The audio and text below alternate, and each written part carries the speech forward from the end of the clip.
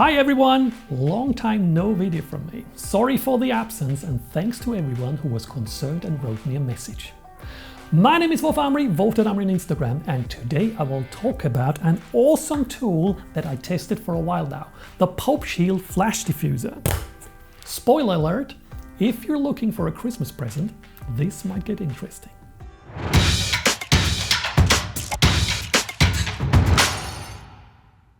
In case you're into macro photography, you probably have realized that lighting a subject isn't always particularly easy.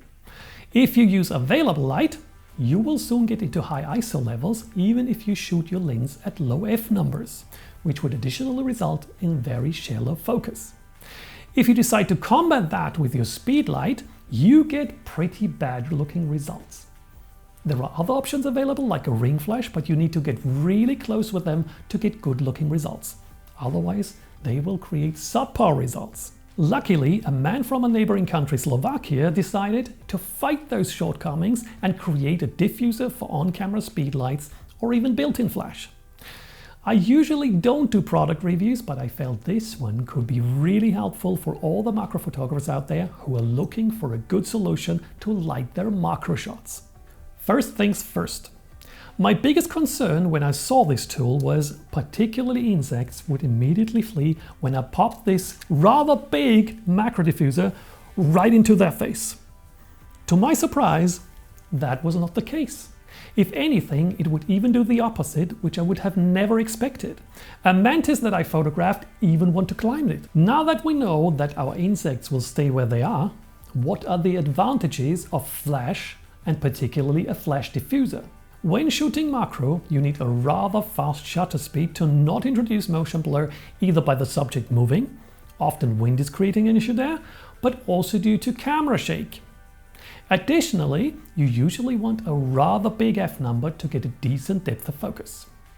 Both will reduce the amount of light that will reach your sensor, and therefore you have to raise the gain, which is ISO. Raising the gain, however, comes with known side effects, noise and reduced dynamic range.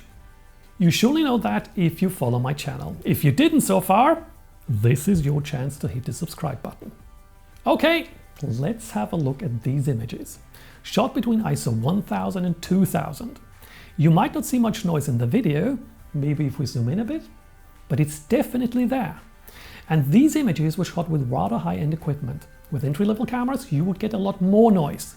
Beside that, despite that high ISO, the f numbers are still rather low, not giving me all that much depth of focus, which is rather important in most macro shots.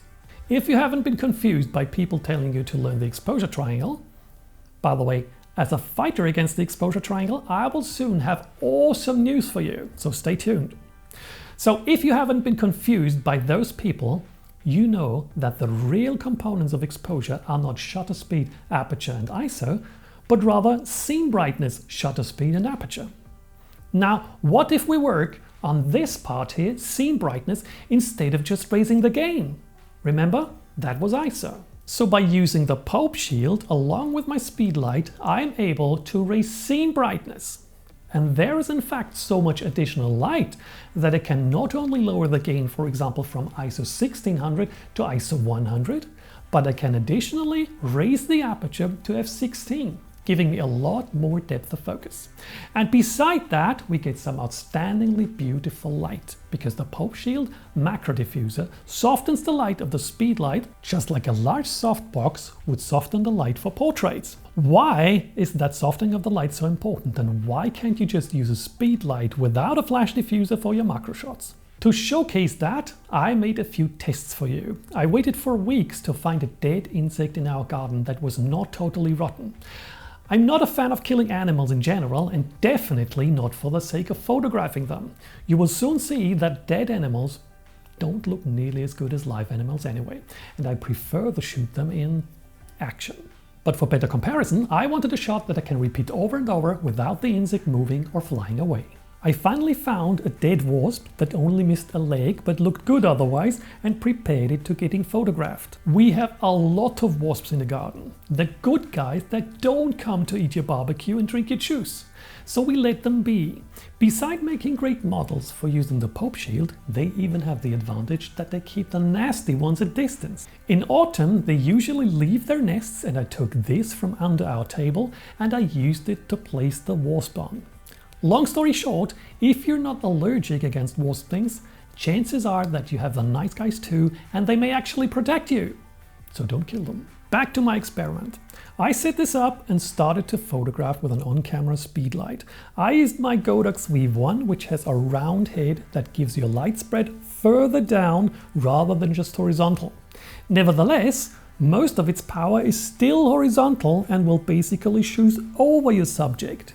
Beside that, it is a rather small light source coming from a not all that great angle, creating hard shadows.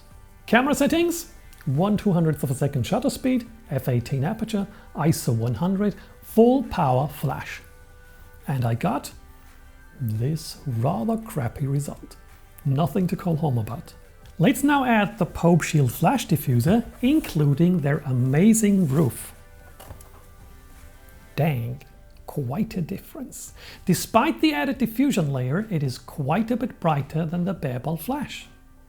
Reason for that is the roof that will bounce the light that would otherwise be lost back to the diffuser. To tell you how much difference that really makes, I used a light meter, and the readings I got was that the Pope Shield with the roof is 2/3 of a stop brighter than the bare bulb flash, and the Pope Shield without the roof is 1 stop darker than the bare bulb flash. So there is quite a difference. But as I already mentioned, a far bigger reason for getting one of these flash diffusers than just the light output is the beauty of the light.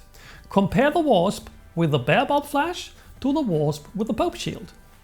These shots are still boring though. I told you I like live insects much better. So let's check out a few images that I shot outdoors with living insects. The light that you get is just amazingly beautiful. So what Pope Shield would I recommend? There are a few options. The Pope Shield Basic that you screw onto the front of your lens just like a filter. Before that, you need to attach the flash diffuser with 2 small screws. The diffuser can be had in different densities. The Basic is rather dense and eats a lot of light, so personally I'd go with a Pope Shield opal form composite, unless you have an extremely powerful flash. Talking about power, of course you can also use the Pope Shield with the camera's built-in flash. Let me know in the comments if you want me to meter that for you. Okay, but then there is another option for the Pope Shield, the magnetic holders. Instead of constantly mounting and unmounting the Pope Shield by using the lens's filter thread, you can get the magnetic version. Personally, I prefer that, but if you want to save money, the output is the same, just the way it is mounted is different. A bonus for the magnetic holder, beside being able to remove the flash diffuser more easily, is that you can get some of these magnets and then place a Raynox macro conversion lens between these 2 parts. That will give you a lot higher magnification of your subject.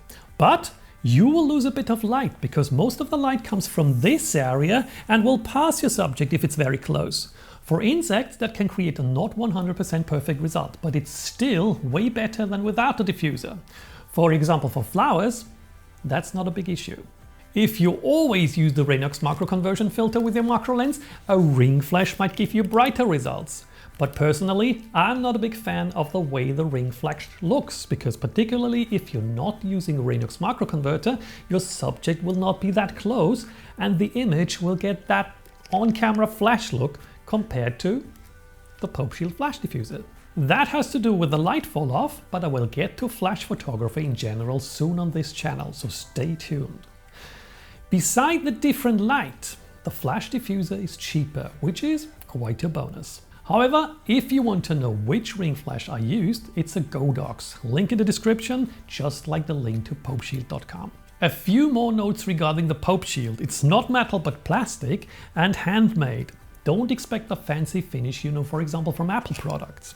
What counts for me though are the results, and they are pretty amazing. And that's it for today. I'll end this video with one more comparison shot. This time a flower Pope Shield flash diffuser with roof versus on-camera flash versus Pope Shield flash diffuser without roof. I can't wait for next spring or summer to get even more insects and flowers in front of my camera. See you next time.